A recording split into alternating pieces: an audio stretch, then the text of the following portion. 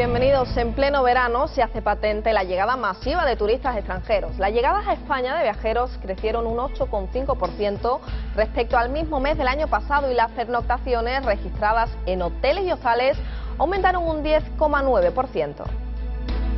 Por otro lado, en los últimos años, con la recesión económica, los hábitos de consumo han cambiado en pro del ahorro y las vacaciones no son menos. A la hora de elegir un lugar donde pasar unos días en la playa, el alquiler de apartamentos ha ganado terreno a los hoteles hasta aumentar un 14%. Y hoy declarará ante el juez el asesino de las 92 personas en Oslo. Es una noticia que recoge la prensa. Lo vemos. El asesino de Oslo propone atentados en suelo español. Es uno de los titulares más destacados del día. Y lo vemos en fotografía de portada, El último templario. El autor de la masacre disfrazado con el uniforme de gala de los marines de Estados Unidos y con ornamentos militares modificados a su gusto. Es una de las imágenes incluidas en su libro Manifiesto. Y continuamos con otros titulares, los destacados por El País. El asesino que sembró Noruega de cadáveres actuó en solitario. Breivik, cuando has empezado a golpear, es mejor pararse que quedarse corto. Los crímenes fueron atroces, pero necesarios. Esas han sido las palabras del asesino. Y la población baja en España por la crisis. Menos inmigrantes, más emigrantes, también españoles y menos niños. Y otros titulares destacados los que recoge hoy el diario La Razón. PSE y PNV presionan para que ETA anuncie su disolución el 31 de julio. Han hecho llegar a la izquierda abertzale la necesidad de que la banda haga un nuevo comunicado. Creen que este escenario daría oxígeno al gobierno y le permitiría agotar la legislatura. Y en fotografía de portada, Noruega llora a sus hijos. El asesino cita 92 veces a España en un delirante texto de 1500 páginas. Y vamos ya con los titulares más destacados del diario ABC. El Partido Popular anticipa sus recortes. Las autonomías, laboratorios del gobierno de Rajoy. Los populares reducen en sus comunidades 27 consejerías y decenas de empresas públicas y cargos. Además, Castilla-La Mancha lidera el tijeretazo con 30 delegados de la Junta y 22 directores generales. Y otro de los titulares destacados que lo vemos en fotografía de portada. Noruega se aferra a la democracia. El país homenajea a las víctimas de la matanza con llamadas a la unidad para defender el sistema. Y continuamos ahora con otros titulares destacados en nuestro sumario. Un país entero en duelo. La Catedral de Oslo es el lugar que cataliza el dolor de toda una nación. Anoche otra vigilia recordó a las 93 víctimas mortales del doble ataque que sacudió el viernes el país escandinavo. Desde nuestro país, las muestras de condolencia se han desarrollado durante todo el fin de semana. Los líderes de los principales partidos políticos han mostrado su solidaridad con el pueblo noruego. Y también les contaremos que en el mes de junio, arranque oficial del periodo estival para el sector de vacaciones, las llegadas a España de viajeros extranjeros crecieron un 8,5% respecto al mismo mes del año pasado. Y la crisis agudiza el ingenio y la falta de ladrillo y cemento. Se pretenden fomentar casas de adobe, una fórmula a la que ahora vuelven su mirada ecologistas, arquitectos y organizaciones solidarias.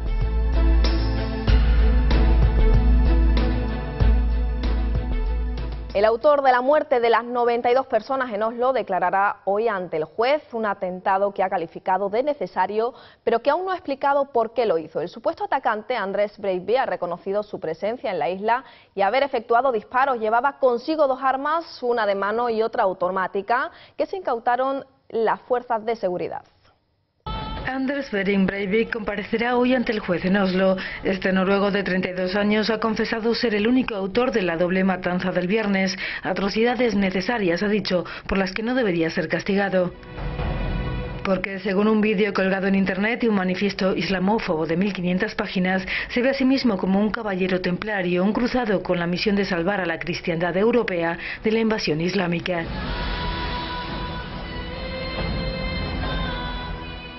Se presentará para su encarcelación. Ha dicho que quiere dar explicaciones, ha anunciado su abogado.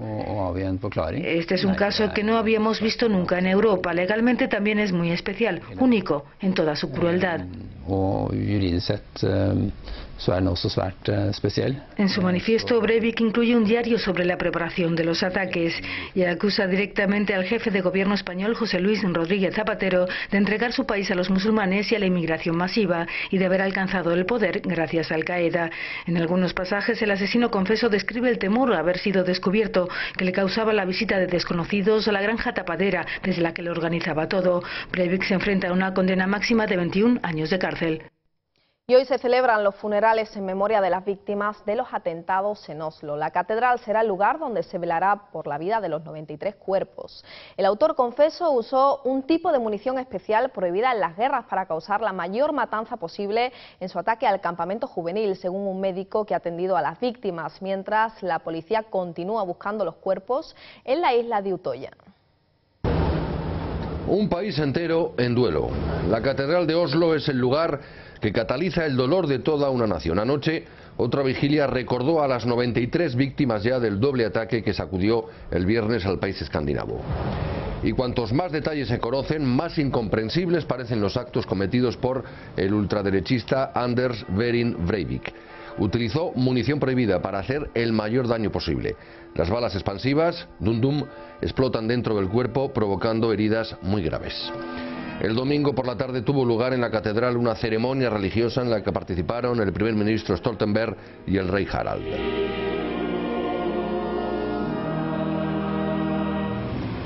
Mientras la policía sigue buscando más cuerpos en la isla de Utoya, los cadáveres de las víctimas ya han sido levantados de la escena del crimen. Es muy improbable que alguno de los desaparecidos vaya a aparecer vivo, ya que Anders Behring Breivik actuó con una frialdad y precisión pasmosas. De otro lado, el alcalde de Alfast del Pi, Vicente Arqués, ha trasladado sus condolencias a los ciudadanos noruegos tras el atentado con víctimas mortales registrado en el complejo gubernamental de Oslo, una comunidad donde residen más de 2000 noruegos. En la localidad alicantina de Alfast del Pi, donde residen más de 8000 noruegos, hoy la bandera española y la noruega ondean a media asta como muestra de solidaridad tras la matanza ocurrida ayer en Oslo y en la vecina isla de Utoya, donde han fallecido 92 personas. La comunidad noruega se encuentra consternada, quien no entiende que un atentado de esta magnitud haya sucedido en el país nórdico. Increíble que ha pasado en Noruega, un país donde pues pacífico, que nunca pasa nada, que siempre nos hemos sentido muy seguros en Noruega, y ahora nos encontramos en un país de... Claro, pensábamos que era terrorismo, pero evidentemente ha sido un loco noruego de extrema derecha. Alfast del Pi es una población de unos 22.000 habitantes, de los cuales más de la mitad son noruegos, por lo que es conocida como la Pequeña Noruega. Desde aquí comparten el dolor con sus vecinos noruegos. Y desde España, más reacciones de esta masacre. El candidato del PSOE a la presidencia del gobierno, Alfredo Pérez Rubalcaba, ha mostrado su solidaridad con las víctimas de los dos atentados registrados en Oslo. Yo no tengo más remedio que empezar expresando lo que creo que es un sentimiento compartido de todos, la solidaridad con los fallecidos, con las víctimas, con sus familias, con las familias de las víctimas, con las familias de los heridos, la solidaridad, por supuesto, con los jóvenes socialdemócratas, la solidaridad en conjunto con el pueblo noruego que hoy está sufriendo algo que nosotros sabemos que duele especialmente, que es la irracionalidad del terrorismo. Por otro lado, el vicesecretario de Política Local y Autonómica del Partido Popular, Javier Arenas, ha guardado un minuto de silencio por las víctimas del atentado de ayer en Oslo y en la vecina isla de Utoya para mostrar su cercanía con las familias de los fallecidos y con las autoridades noruegas. Y una vez más tenemos que expresar nuestra cercanía con las familias, con las autoridades noruegas y decir que cualquier tipo de acción violenta, cualquier tipo de acción terrorista tiene que merecer la condena de toda la sociedad, que es un profundo error distinguir entre acciones violentas o terrorismo de un signo o de otro. Todos son radicalmente, rotundamente condenables.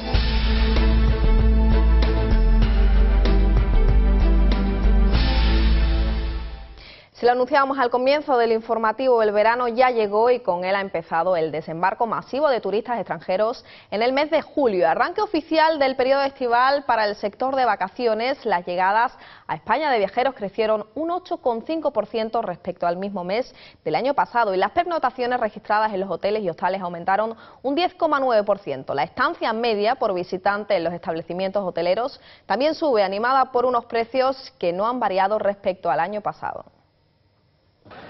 Continúa el aumento de turistas extranjeros con respecto al año pasado. Así lo ponen de manifiesto las cifras de la encuesta de movimientos turísticos en frontera, conocida hoy y según la cual España ha recibido hasta junio 24,8 millones de turistas extranjeros, lo que representa un incremento del 7,5% con respecto a los 6 primeros meses de 2010. El Reino Unido y Alemania son nuevamente los principales países emisores de viajeros hacia nuestro país. Y también destaca el incremento de turistas procedentes de América en general, con un aumento del 21% en junio con respecto al mismo mes del año pasado. Y en cuanto a comunidades autónomas, Cataluña, con más de 6 millones, ha sido la que más turistas extranjeros ha recibido, seguida de Canarias y Baleares. Y otros datos porque en los últimos años, con la recesión económica, los hábitos de consumo han cambiado en pro del ahorro y de las vacaciones no son menos a la hora de elegir un lugar donde pasar unos días en la playa. El alquiler de apartamentos ha ganado terreno a los hoteles hasta aumentar un 14%. La mayor demanda por parte de las familias ha ido acompañada de un fuerte incremento de la oferta por la crisis inmobiliaria y la decisión de muchos propietarios de alquilar su segunda residencia para poder hacer frente a los pagos de la hipoteca. El aumento de esta modalidad de vacaciones ha hecho que los precios de los apartamentos sean mucho más competitivos que los hoteles, hasta suponer en muchos casos un ahorro de hasta el 50%. Y también en clave económica, la canciller alemana Angela Merkel se ha mostrado confiada en que Grecia cumplirá con las condiciones del segundo plan de rescate y ha asegurado que el gobierno germano hará todo lo posible para ayudarle. El plan de 109.000 millones de euros incluirá nuevos préstamos de la Unión Europea y el Fondo Monetario Internacional y una contribución de la banca de 37.000 millones de euros que podría llegar a 50.000 millones en un programa de recompra de bonos, una cifra que para Merkel se podría alcanzar efectivamente con una alta probabilidad. En este sentido ha señalado que pese a la rebaja de los tipos de interés seguirá habiendo un beneficio y ha pedido paciencia a los ciudadanos y a los partidos alemanes.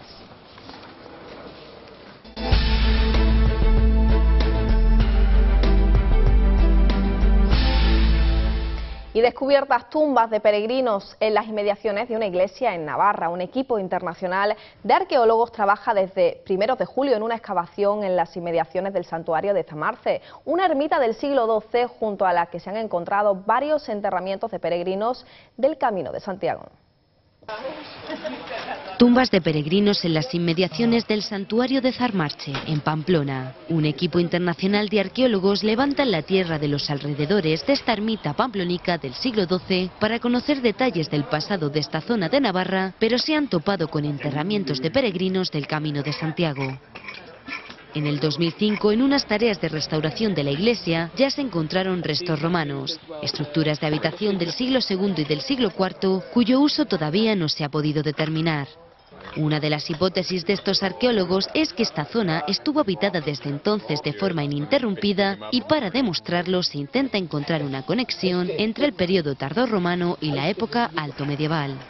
Especialistas de Colombia, Estados Unidos, Australia, Gran Bretaña y España trabajan durante horas en 250 metros cuadrados para encontrar, además, cualquier indicio que dé más detalles sobre la historia de esta iglesia y hacer un análisis de la población medieval de Zamarche a través de los enterramientos. Por el momento son solo hipótesis, aunque ya se han encontrado estratos de piedras medievales interesantes. Pero sin duda las más atractivas han sido las 7 conchas de peregrino halladas en los enterramientos. Parece que la zona era un antiguo tramo del Camino de Santiago y que además allí había un hospital de peregrinos. Así lo explica el arqueólogo Francisco José Valle. Probablemente sean conchas de peregrino, son conchas que confirman la presencia de peregrinos en el camino a Santiago o desde Santiago, y la información que se tiene de que esta iglesia pudo ser hospital de peregrinos se ve confirmada añadiendo el trayecto del corredor del Araquil al camino de Santiago, no solamente en su trayecto conocido el francés, el que pasa desde Pamplona, Puente la Reina a La Rioja, o el costero, también el valle actuaba como parte del camino de Santiago, a Santiago de Compostela. Los restos humanos encontrados se analizarán en la Universidad Autónoma de Madrid y la de Oxford para conocer más datos sobre la procedencia o la dieta de estos individuos. Mientras tanto, ellos seguirán desempolvando para descubrir la verdadera historia. Y una de cal, otra de arena y un poco de agua era la fórmula mágica mortero de cal con la que Vitruvio Polión, el arquitecto romano de Julio César, levantaba las casas en el siglo I a.C. Una fórmula a la que ahora vuelve la mirada de ecologistas, arquitectos y organizaciones solidarias. Una de cal, otra de arena y un poco de agua. Con esa fórmula mágica levantaba casas Marco Vitruvio Polión, el arquitecto romano de Julio César en el siglo I a.C. Ecologistas, arquitectos y organizaciones solidarias vuelven ahora su mirada a tan rústico pero eficaz método de edificación. Estas casas las hacemos básicamente de tierra estabilizada con cal. En algún caso hay que añadirle alguna cosa, depende si la tierra es muy arenosa o muy arcillosa, se hace alguna mezcla, se busca la mezcla perfecta. Pero básicamente es tierra estabilizada. Y nosotros en concreto nos gusta usar la cal. Antonio Pardos, constructor, sostiene que el mortero de cal es antisísmico y el sistema más ecológico del mundo.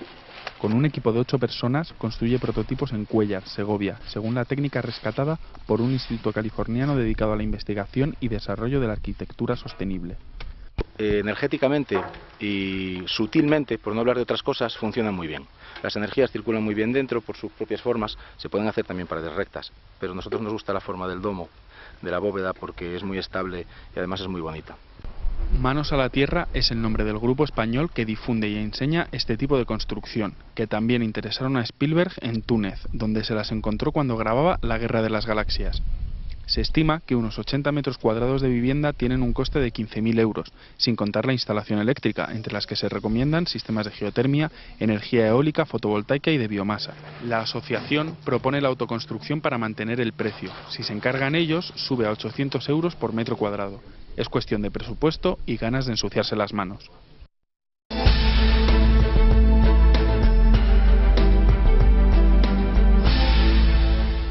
La camarera del Hotel Sofitel da una entrevista en una conocida revista donde explica cómo supuestamente Dominique Strauss-Kahn le obligó a mantener actos sexuales. Una entrevista que intenta crear un juicio paralelo en una sociedad para contrarrestar los resultados de los tribunales. Nafissatou Diallo pasa al ataque a una semana de la próxima y crucial audiencia en el caso de SK. Los abogados de la camarera del Sofitel desatan una ofensiva mediática. Por primera vez, la mujer, que dice haber sido víctima de agresión sexual e intento de violación, ha dado una entrevista. En las páginas de la revista Newsweek, Diallo cuenta cómo Strauss-Kahn le obligó a practicar sexo oral. La defensa estaría tratando de ganar con presión mediática el terreno perdido en los tribunales. La aparición de fallas y mentiras en el testimonio de la empleada del hotel llevaron a la liberación bajo palabra de Strauss-Kahn el 1 de julio.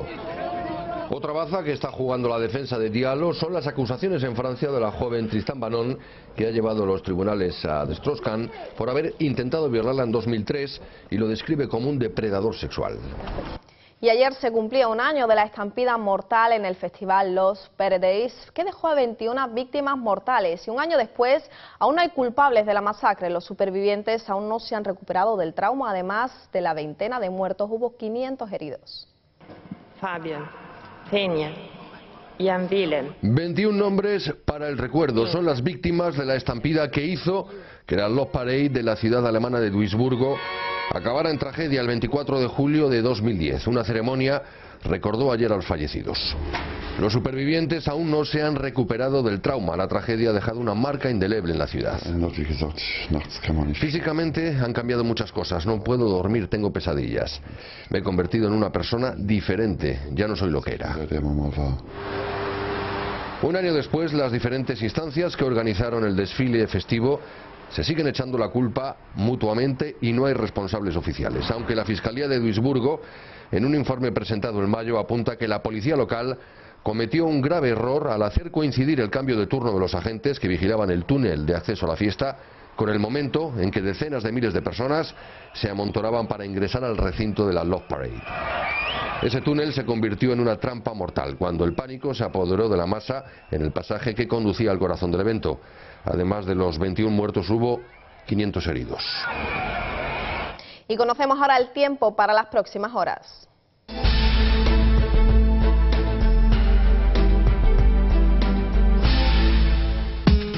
Un frente que se mantiene y afecta a todo el norte peninsular, Cataluña y Levante Sur dejará lluvias locales y persistentes mayores cuanto más al norte, tiempo estable y cielos despejados en la mayor parte del sur peninsular. Las temperaturas se mantendrán en alza.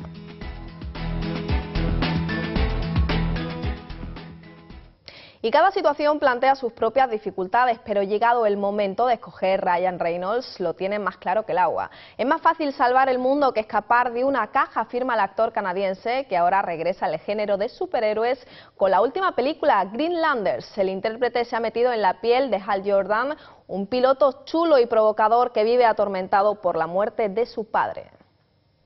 Carol, iba a volar un poco. ¿Qué me dices? Green Lantern o Linterna Verde pasa de los cómics a la pantalla grande, protagonizado por el actor Ryan Reynolds, que se mete en la piel de Hal Jordan, un piloto que vive atormentado por la muerte de su padre. Ahora me voy a quitar los pantalones y a volar un poco. A pesar de sus múltiples defectos, los Guardianes del Universo lo escogen para formar parte del Cuerpo de Linternas Verdes, un escuadrón de élite que vela por la paz interplanetaria. Sígueme. Martin Campbell ha sido el encargado de trasladar Linterna Verde a la gran pantalla. He intentado ser muy fiel al cómic y creo que eso le gustará a los fans, pero la película puede entretener a toda clase de públicos, advierte el cineasta.